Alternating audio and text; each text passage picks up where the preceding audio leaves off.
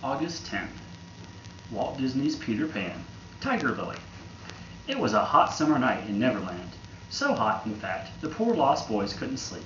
And so it was decided that instead of trying to stay in their hideout in Hangman's Tree, Peter Pan and the Lost Boys would camp out for the night in the wild, wild wilderness. Certainly, they thought, the woods would be cool and shady, and all the tall trees would catch any breeze kind enough to blow through. But little did they know how mysterious and downright spooky a forest could become once the sun went down. "It's dark out here," said Cubby. "And awful quiet," said Toodles. "Won't you please tell us a story, Peter?" asked Slightly, who was shivering in his fox suit despite the sticky heat. "Very well," agreed Peter, "if it will make you all be quiet.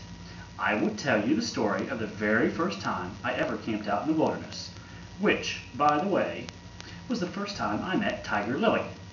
I had made myself a fire, a great big one, because it was fall and the nights were getting cool.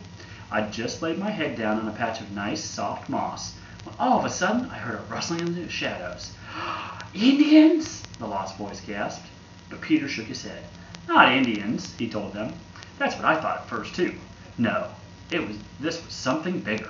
It was a bear! It jumped out of the trees, growling and snarling and waving its big fat paws in the air like Captain Hook swatting at blue flies.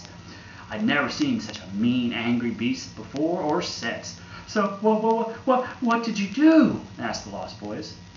"Told him to get lost, of course. To scram!" Apparently he didn't understand English, however, because he just kept charging. Well, I'm not going to lie to you. I started to get nervous. And then, there she was, Tiger Lily, as quiet as a mouse. Without a hi or a how do you do, she grabbed a stick from my fire and waved it at that bear. And the next thing I knew, the bear had turned tail and was off crying. I suppose Tiger Lily saved my life that night," said Peter. "And it wasn't the last time either. The end. Good night." Peter?" said Cubby, peering out into the darkness. "Do you know whatever happened to that bear?" Peter thought for a moment. "Nope," he said and shrugged.